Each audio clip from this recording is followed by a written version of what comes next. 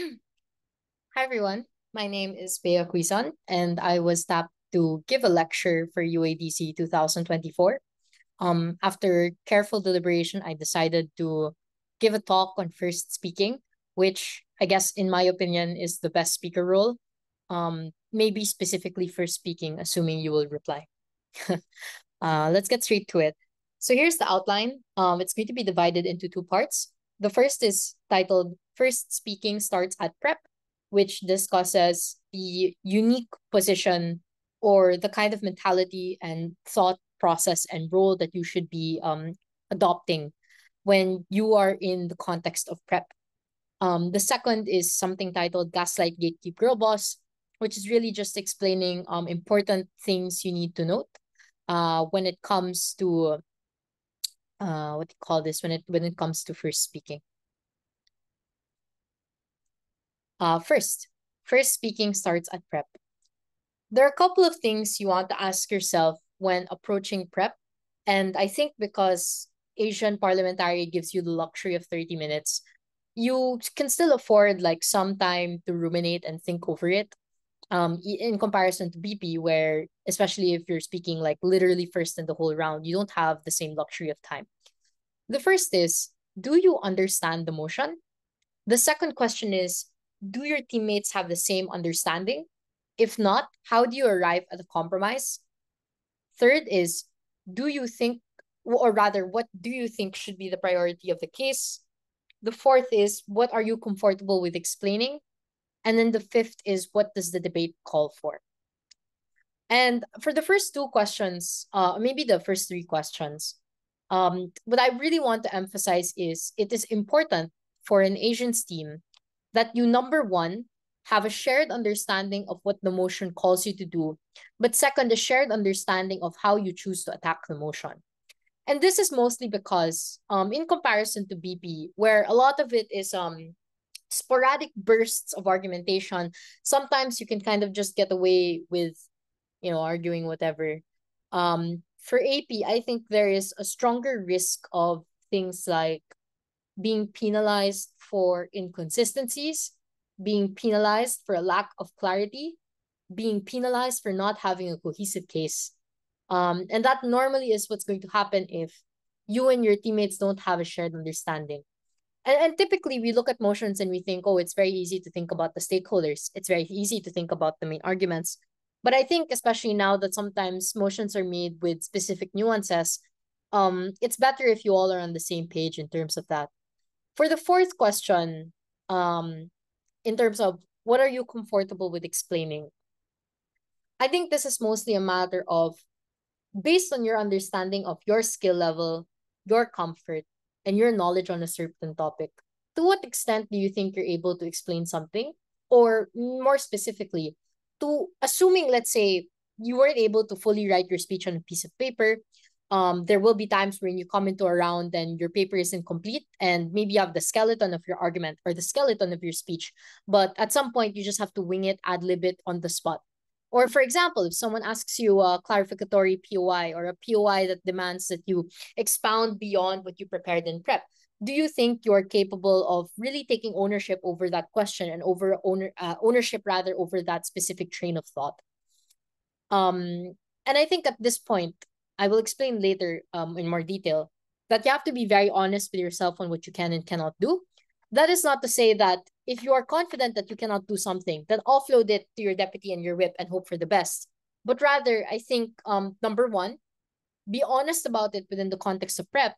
But moving forward, learn to try to be better at that thing. So for example, if there's this like topic on, let's say, environmental finance, and you don't know anything about it, and especially if your teammates know nothing about it, it's fair for you to be honest with them that I don't fully know this, I don't fully understand this part of the info slide or this specific term and how it specifically works, for the time being. But after that, maybe use it as a reference for what you can improve on and an idea of how to improve for the next major or the next round even, since UADC is going to happen over a long period of time.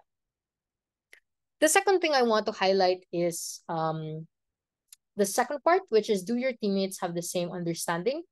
And there might be times where you have different interpretations of the understanding of the motion and the win conditions of the motion. So for example, sometimes you might have a difference on how extreme should you allow your examples or your model to be, or how soft or how hard or whatever. And normally the way that you want to arrive at a compromise is discuss the typical way that you arrive at a compromise, which is to explain what your side of is. For example, if you think it should be a hard line stance or a soft line stance, then why? And then at some point, hopefully you all see eye to eye. If that's not possible, then you have to find a middle ground. Maybe one way to go about it is explain in the PM speech, and I'll explain later how to go about setup and how to articulate setup, assuming that we're accommodating different spectrums of the way a policy can work. You can say that this exists in a spectrum of policies. This looks like X, this looks like Y. The final thing I want to talk about or expound upon in terms of this slide is question number 5, which is what tone does the debate call for? And I think this is because sometimes, as someone that's been both on the speaking end and as well as on the judging end of things, there are some debates where you cannot just default to how you normally talk. And that's not to say that you should completely change your manner or change the way that you speak. But sometimes some topics require an air, an aura, a sensitivity that, might not be part of the default way of speaking. So, for example, if we're talking about the, mass genocide of thousands of people, or the unjust silencing of dissident journalists, or the fact that many people cling to, even if I think for some of you it might sound silly, things like trauma talk or things like social media to talk about their traumas and their PTSD and their lived experiences, I think it requires a certain kind of air and a certain kind of quote unquote respect to the topic. And as such, that informs the way we word our argument, the way we word our context, and also when we're on the spot ad-libbing and what have you, the way we select certain words and talk about certain topics. Because personally, as a speaker and or as a judge, while again, I don't necessarily think it directly affects persuasiveness in the same way, accent or style per se does not directly affect your speaker score, your wins, or your persuasiveness. I think it may affect, for example, clarity. It also just may rub the room the wrong way, for lack of a better word. Now, given all of these questions and considerations, it's not enough for you to know the answer to them, but I think it's also important for you to know what you should do as a result of your answers to these questions. So, for example, if you don't have a clear understanding of the motion, it's probably important that you communicate to your two partners that you don't understand it, or ask them for their understanding and arrive at a uniform understanding, right? There are other speech needs you want to consider. So, for example, number 1 is likely paths to victory. So, in wide margin debates, yung tipong, Tagalog, things like maybe some econ debates, some IR debates, some very pragmatic heavy debates, with clear distinctions of what the model is going to be like, what the conditions are going to be. You probably want to focus on weighing out the opposing bench's value or the opposing bench's specific top line goal. In narrow margin debates, which at least from my observation are more common in softer motions, where it's very focused on narratives, it's very focused on cultural expectations and societal expectations, you kind of want to identify what is exclusive on your side and then blow it out of proportion in terms of its ability to impact the debate, benefit stakeholders, what have you. The second thing you can look into is likely responses from the opposition per the case. This is otherwise known as preemption. That's pretty straightforward. The third is arguments you are not confident in selling. So again, this requires a very honest assessment of what you can and cannot do, and for you to be honest with your partners on what you think you might not run as well. And the importance there is that when you're done and you have a feel, let's say out of 3 arguments or 2 arguments, you weren't able to run like 2 or 3 or half maybe correctly, make an effort to communicate to your teammate that you feel like you weren't able to do it and that they should probably pick it up in their speech. And that's not to say just approach them at the bench and be like, hey, I didn't run this argument. You have to, they're also handling their own stuff.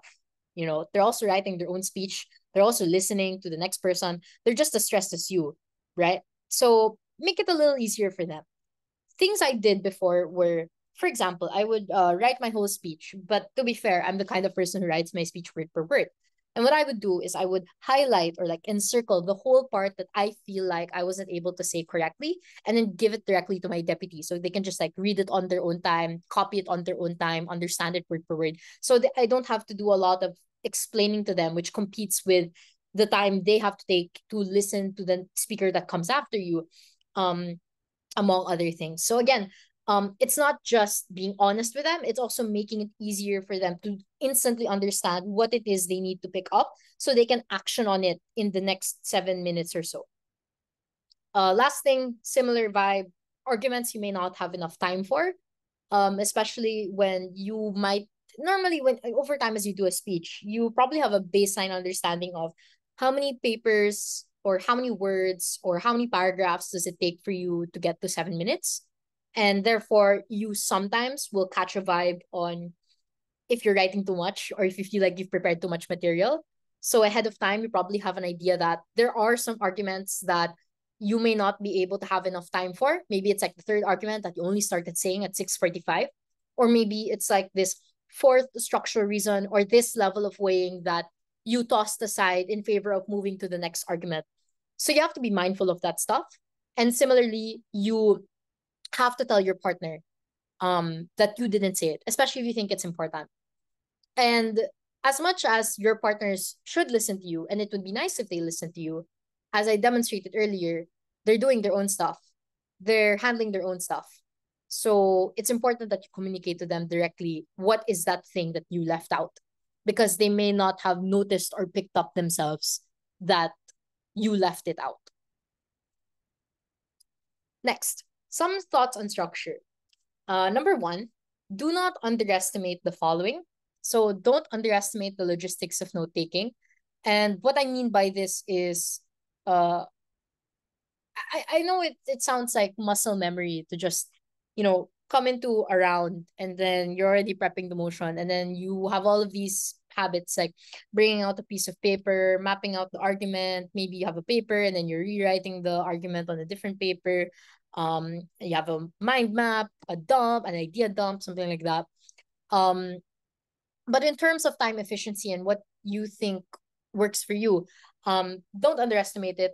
Invest time into finding the best way to go about it for you. I understand that UADC is near, but uh, for UADC or the week that you have before UADC and succeeding majors, I would advise that you really think about it.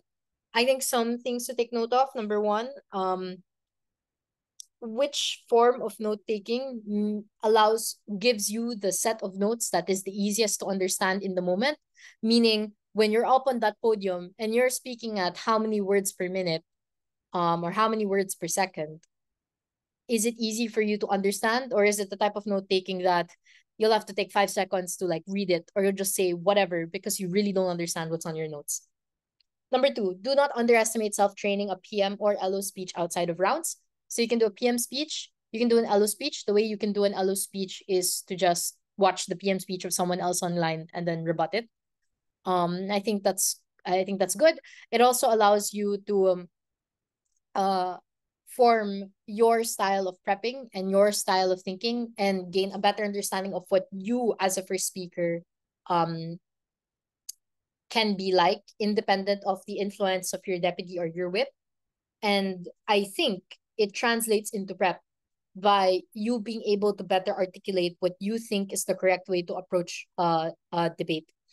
That's important because I think one skill that some first speakers ignore is the ability to navigate prep.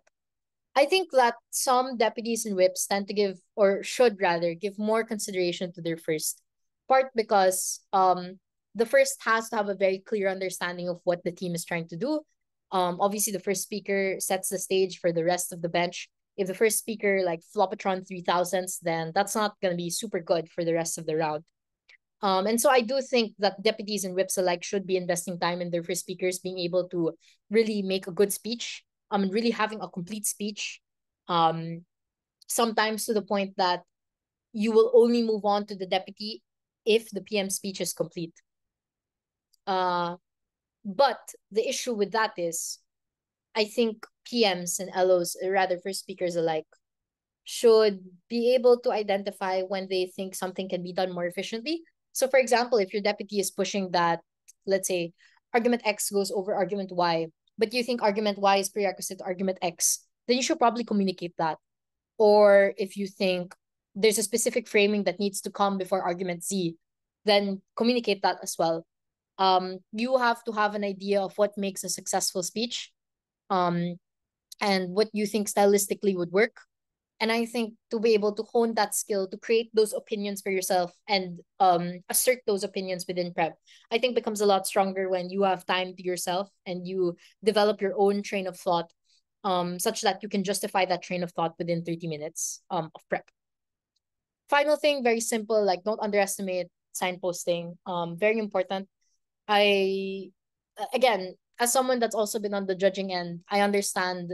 I'm sure other judges would relate that it's quite hard sometimes to follow speakers, especially if they do something what I call stream of thought style, or rather stream of consciousness style debating, which is if you were to transcribe everything, it would probably come out as one big paragraph or paragraphs in comparison to a list of things. So let's say point A, 1, 2, 3, point B, 1, 2, 3, so on and so forth.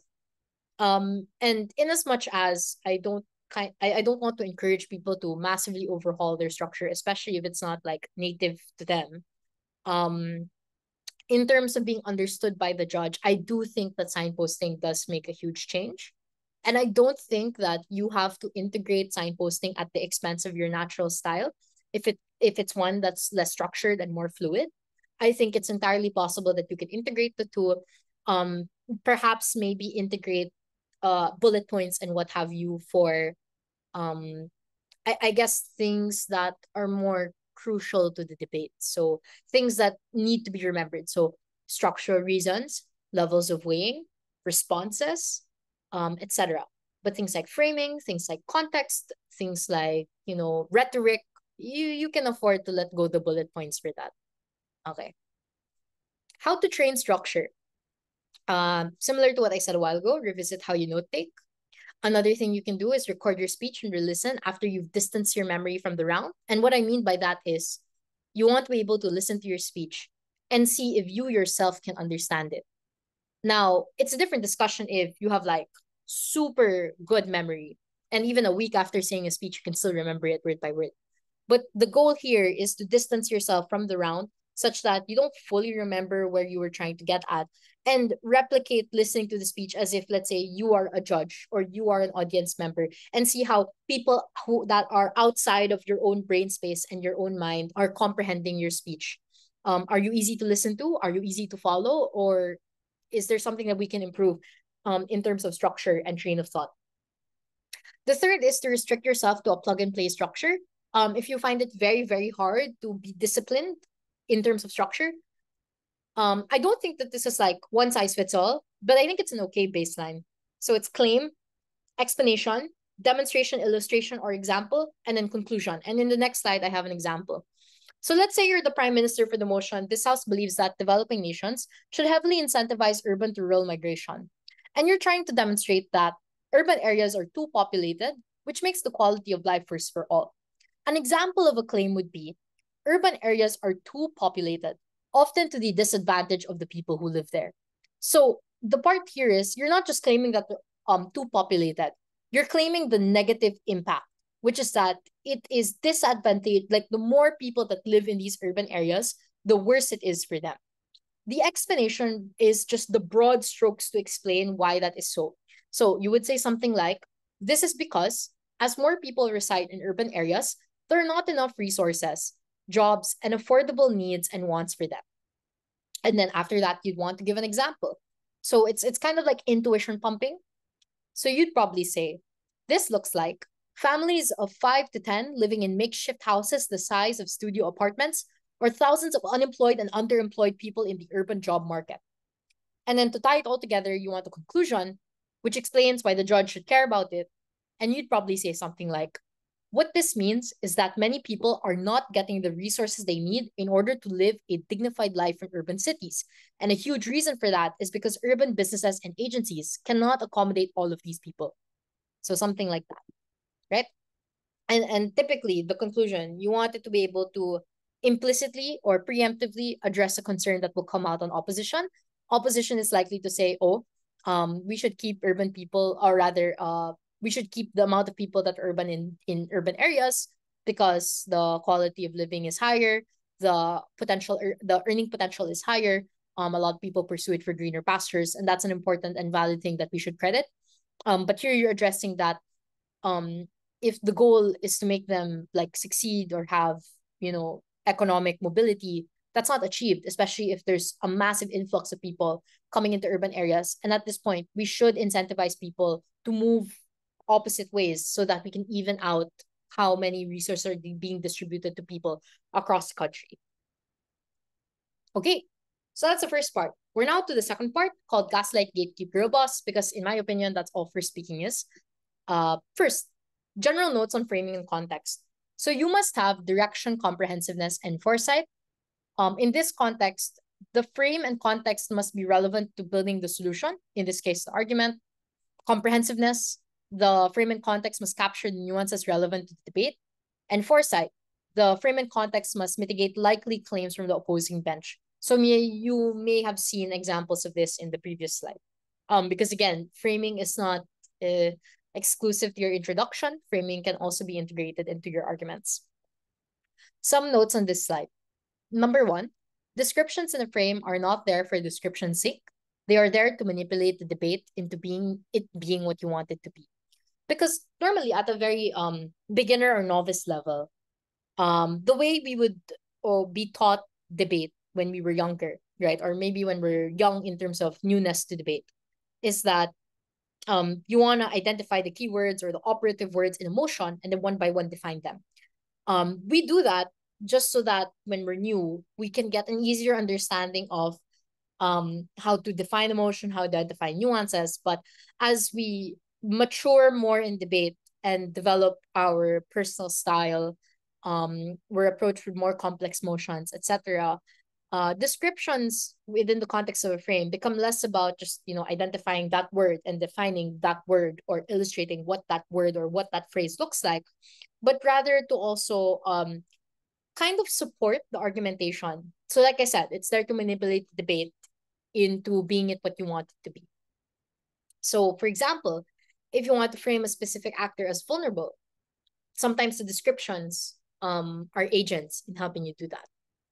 Second is there is already some argumentative aspect to this already, since you are packaging slightly contestable claims as fact and truth.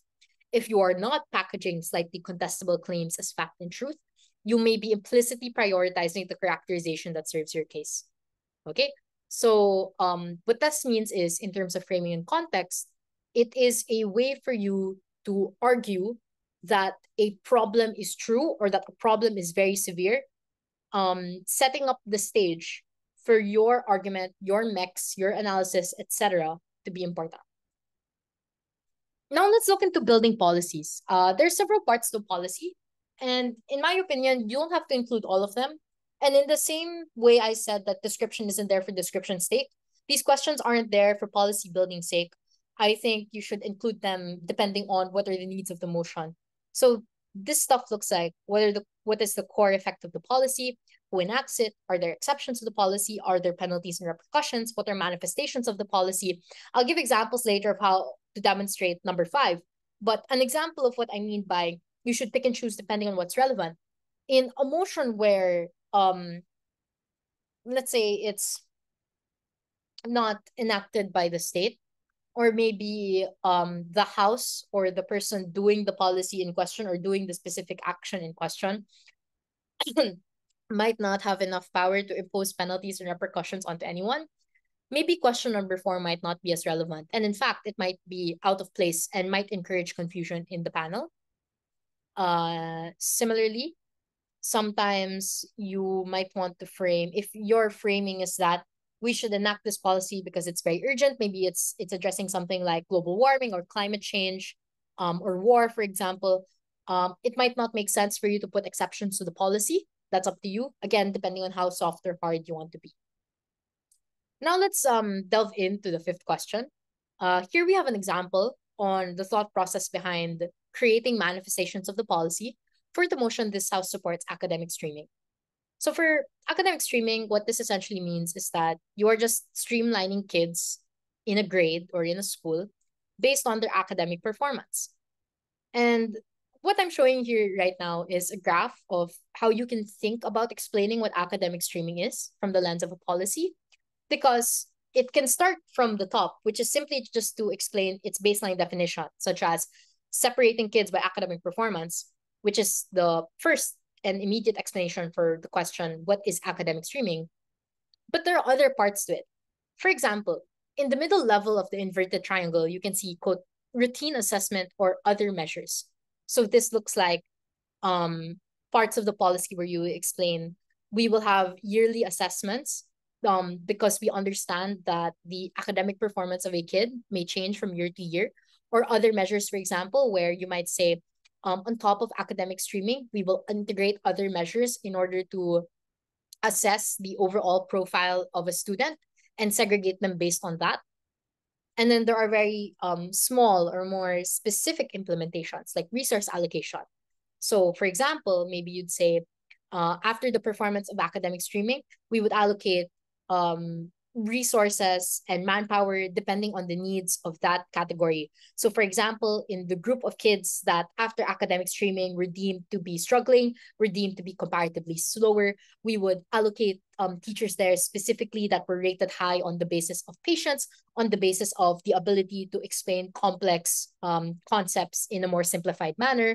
Or for example, for groups of students that were significantly more advanced or are better at understanding basic concepts, then we'd allocate more funding for them in terms of labs, in terms of computers, in terms of resources that would allow them to advance or upskill the learning that they already have within their classes. Right? So what I'm demonstrating here is that obviously you will be expected to explain the baseline definition of, in this case, what academic streaming is. But when it comes to forming a policy and forming context, it's way deeper than that, right? It answers the question, how will you identify which student to put in which classroom?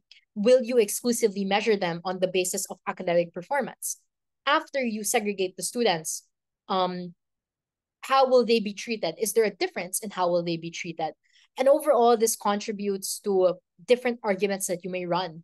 So for example, if I'm Gov in this case, and this is the kind of argument that I'm posturing, then maybe I would argue that this is a more efficient allocation of resources because it allows us to be more targeted in terms of allocating professors, allocating funding, allocating technology, which improves educational outcomes for different kinds of schools across the board, right? So that's the importance of, nuance and specificity. Another example is to demonstrate not just by depth, but by breadth, meaning how many different ways can a motion be interpreted. And that's not to say that per motion, like there's one specific way to go about policy. Sometimes you are supporting, especially in value judgment debates that are kind of like policy debates, but they're not. Like this house believes that something should, right? Like in this case, this house believes that workers should be compensated based on output rather than hours worked. You could imagine probably that there are different ways that this can go about. And that's what you see here in the diagram. There's like a big circle, which represents the general idea of paying workers by output. But the smaller circles represent subsets of different and more specific ways that you could pay workers by the output.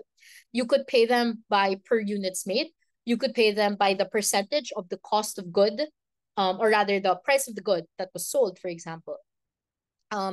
And the way that you can explain this is not to just pick one and run with it, but the way that you can explain it is depending on the needs of the company, this can manifest in different ways. So for example, if it's more output based in terms of high volumes, so let's say it's an assembly factory, it's a labor, let's say you're a manufacturer of LCDs in an EMS company, then you can be measured by per units made. So for example, an assembly worker that made 30 LCD screens would make more than an assembly worker that made 15 screens within a similar period of time. Or for example, if it's things like freelance or digital marketing agencies, it could be the percent of the price of the good or service. So if, let's say, we're talking about 50% and they were able to sell their services for $20,000, then they get $10,000, almost like a commission. And that's not to say that they're contradicting each other. It's just to say that because there are a spectrum of workplaces that have different types of products, different types of business models, the crux of the motion is just asking you to say paying them based on output. And therefore, you're allowed to have those different manifestations. Next, on argumentation. I think one of the biggest questions I always get when it comes to argumentation is more on selecting which arguments to prioritize. And I guess in my head, when I really thought about it, you could condense it into the acronym RICE, which is relevance, intuition, comprehension, and exclusivity. Some of these are pretty intuitive, but what I just explain it, it's important to pick arguments that obviously are relevant and direct to the motion. So you want to avoid value neutral arguments. So for example, if it's a feminist, or rather maybe if it's about a marginalized sector like feminists or rather women or refugees, for example, you want to stray away from arguments that demonstrate something like, oh, because patriarchy that affects feminists exists, or because xenophobia that affects refugees exists, because either side is probably going to agree that that is a thing, and the motion is probably about a more nuanced part of the issue that concerns alleviating a specific kind of problem. Number two is intuition. So how easy is it for the judge to understand the value of the argument, or the cause and effect, or the problem and the solution effect of the argument? Third is internal comprehension. So comprehension, how much do you understand the argument? How much are you confident in your ability to run the argument? And then final is exclusivity. So again, is it for your side or is it for their side?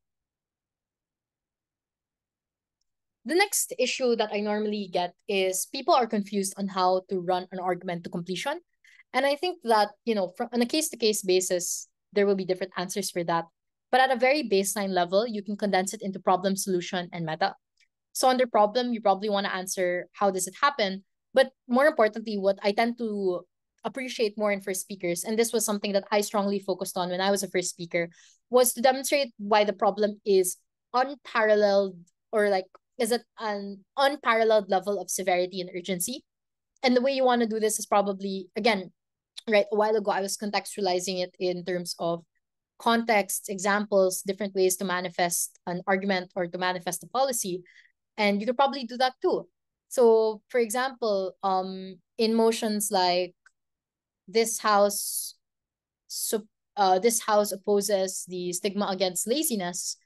Let's say you're up, you probably want to demonstrate that laziness is bad, especially because in, let's say, areas of the world or in industries where it is significantly more tedious and hard, and therefore you are likely to easily get fatigued and easily become lazy, are often the most crucial industries. So for example, financial services, where many people work above 40 hours a week, doctors or medicine or healthcare in general, where many of them are expected to be on call. Many of them have late night emergencies or late night surgeries, for example. Often these are the ones that mean life or death, mean economic collapse or not economic collapse. And therefore, we need to encourage people to be hardworking, even if it means being directly antagonistic against laziness, right? So we want to be very picky with our examples, especially to choose examples that demonstrate severity and urgency. If we're talking about, let's say, for example, trauma talk, maybe while it sounds silly to some people, we probably don't want to contextualize it in the context of people just wanting to say memes. Like, I think that's fair. Like, self-expression is valid, but there might be a more compelling case for example, for people who come from very conservative and emotionally repressed societies that quite literally have no avenue to air out the feelings inside of them that constantly make them unhappy and make it difficult for them to get through the day by day. So things like that. Sometimes you need to kind of learn how to build mountains out of molehills. Second is solution. How is it fixed? Consider macro, meso, micro. I'll talk about that in the next slide. Is the solution irreversible or harder to reverse? So do you fix the problem better, essentially, is what I'm saying. Are there consolation prizes? So if you don't achieve the fullest extent of the solution or the benefit, is there still a benefit that you can rely on? And finally, meta, why does this matter? Consider the chance that opposition will mitigate or have efforts to symmetricize to the debate. Or sorry, that's supposed to say symmetricize. So you want to bypass the margins, especially in Asians where margins are a huge problem. So here's an example of the macro, meso, micro stuff. It's slightly inaccurate. Rather, it's slightly inaccurate on the basis of like textual and social science reference. But for the purposes of this lecture, um, one way you can think about solving a problem or arguing how a specific motion would impact people is through this lens. So at the top level, you want to think about governments, the market, national or global trends, widespread norms, cultures, very pestle, if you know that, very pestle vibes, like thinking about the economy, thinking about society, thinking about technology, etc. Very broad concepts. At the middle, you have meso. So if this is broad concepts and broad institutions, this is more like specific institutions and specific organizations. Like if you say this thing, it's intuitively viewed as an organization. Things like communities, departments, schools, households, how do those change? And then the final is micro, which is like internal beliefs, personal choices. How do people view themselves as a result of this motion, as a result of the absence of this motion, etc. Okay, that's the end of my lecture. Once again, this is First Speaking for Asians. You can contact me on either my Facebook or my debate email if you have any questions about the lecture. I hope you learned a ton. Best of luck with UADC. I hope you all enjoy. Thank you.